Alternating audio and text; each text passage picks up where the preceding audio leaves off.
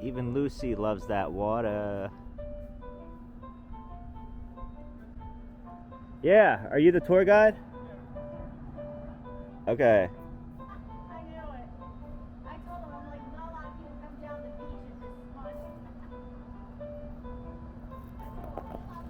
Getting this on YouTube that we can't get anybody, so it's a good thing that we're the only two. So welcome to Lucy the Elephant. I'm your tour guide today. My name is Caden. I'm going to take you guys up through this leg into her stomach and all the way up to the top. Have you guys been to Lucy before? I have. You have? Yeah. Okay. Oh my gosh, that was like years ago when you guys like had Russell Brand here at one point. There was like books of him visiting Lucy the Elephant, but that was like years ago, and that's like when you guys had self-guided tour, and we found out it was like an ice cream place / like bar or something like that at one point. Doing a lot of different things. Yeah. So yeah, Lucy's the oldest roadside attraction in America. She's actually 144 years old. That means that she's older than both the Statue of Liberty and the Eiffel Tower, so she's getting up there. Originally, she was built here back in 1881 when the city of Margate was first developing. And the person that built Lucy, his name was James Lafferty. He was trying to sell real estate, so he figured he could build this giant elephant and hide his office on the inside. So he would attract all these people over and then be able to sell them property once they came in. But that was pretty unsuccessful. He actually went bankrupt in about 6 years. At the time, it was really tough to get to Margate. It took about 2.5 hours coming over from the other side of the water and then 2.5 hours back. Back then, there weren't cars, obviously. So people were pretty much crossing all of this marshland either on foot or on horse and buggy. So it made it pretty tough to actually get here. And with that, like I said, he went bankrupt in 6 years. He was forced to sell Lucy. He sold Lucy to this man named Anton Gertzen. And Anton Gertzen and the Gertzen family owned Lucy for a pretty long period of time, almost 100 years. They used her for a bunch of different things, like you were saying, a bar. She was like part of a cafe at one point, a nightclub, bunch of different things. But eventually they settled on making her a tourist attraction like we know her as today. And then around the 1950s or 60s, 70s, she was coming off with some pretty hard times. The city of Margate condemned her. She wasn't really generating any business. So, they figured they'll get rid of her and build a giant brick condo building in place of her. So if you guys look 2 blocks down the street, you see that condo building down that way. That's what they wanted to build in place of Lucy. Luckily, the Save Lucy committee was formed. They put together enough money to save Lucy and move her down the street. And that we just see in the video, some clips of it as well, once we get inside. And that kind of somewhat brings us up to the present day. Nothing as significant as that stuff has happened since. In 2022, we did a big renovation on her. I don't know if you guys had seen any stuff with that. She was pretty much all covered up with scaffolding, so it was a bunch of water damage was getting through her. So we did a huge renovation on her, but she's in some of the best shape she's ever really been in. But yeah, if you guys are ready, you can hand me your tickets as you walk in. Oh yeah, here I got them. And then also as you walk in, if you look to your left, that's Lucy's original ticket booth right on the inside. I think these are the tickets. Yeah, this the small ones and the big ones are your seat. Yeah, I have the. And somebody would sit down in there and collect the tickets? I assume so, yeah. Okay. Pretty miserable job. Yeah. Take our time going up here. These types of stairs. You can tell these railings and stuff are original. This is like seriously built like the Statue of Liberty of getting into her crown. No lie. I've heard other people say it's a little bit worse. Yeah. Well, I heard the Statue of Liberty is worse than this because they said you have to climb, I think, 13 flights to get to her crown. Somebody told me that it's not even 2 separate stairs. People going up and going down the staircase. Oh, That's wide open in here. this is cool. So what part of... This is Lucy's stomach. So if you look up top, you'll notice it's kind of shaped like the bottom of a ship. That's because the people that built Lucy were shipbuilders. So back in the 1800s, shipbuilders also used to build churches. You might notice it's kind of similar to a church up here as well. Also, these railings, this is all original woodwork, so you can see some of this engraving and stuff like that. Pretty cool. All goes back 140 or so years.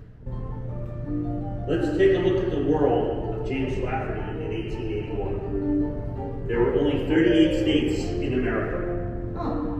3 men served as president of the U.S. in 1881. Rutherford Hayes, James Garfield, and Chester Arthur. Thomas Edison began construction of a generator plant in New York City that would power his new invention called the light bulb. The Statue of Liberty would open 5 years after Lucy, and the Eiffel Tower would open in Paris 6 years later. Yeah, not too far behind. Lafferty was involved in 2 other elephant buildings as well, Light of Asia in Cape May, New Jersey, and Elephantine Colossus in Coney Island. Sadly, neither of the 2 elephants would survive into the 20th century. Only 6 years after starting his real estate business in South Atlantic City, Lafferty is forced to sell to the Gertzen family. it is John Dirkson's wife, Sophia, who actually renames Elephant Bazaar as Lucy. It would not be until 1901 that automobiles would be manufactured in the United States, so the earliest visitors to Lucy would either walk or came by horse and carriage or by train. The Camden Atlantic Railroad, which extended from Atlantic City down to South Atlantic City, would eventually expand its service to Lucy. In 1909, South Atlantic City secedes from Egg Harbor Township and becomes Margate. For the next 50 years, Lucy is a summer home, a tavern, and of course, one of the most famous roadside attractions in America. And Lucy remained in the Dirkson family until 1970, when she was donated to the St. Lucy Committee. Just as horse-powered carriages gave way to automobiles, air travel in the 1950s opened up new vacationing possibilities. Atlantic City started to see a decline in tourism, and so did Lucy. By 1962, Lucy was condemned.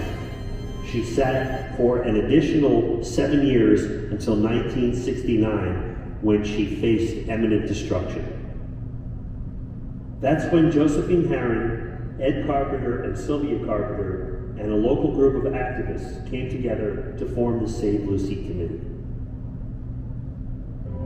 I guess on the beach one day, I think I was in the ocean swimming with my friends, and I happened to look down the beach and see an elephant, and I thought, my goodness, it needs to be repaired, it looks terrible.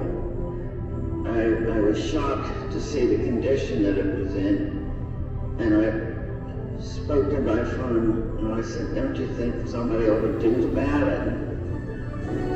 Endless fundraising efforts, private donations, and an elephant-sized public relations campaign all came together to make the impossible possible. On Monday, July 20th, 1970, Lucy started a slow and steady 8-hour walk 2 blocks away to Decatur Avenue, where she stands today. It was a major media event and even made the coveted back page of Life magazine that summer.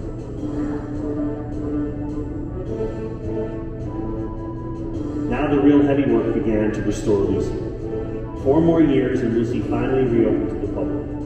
In 1976, Lucy was granted the honor of being designated as a National Historic Landmark.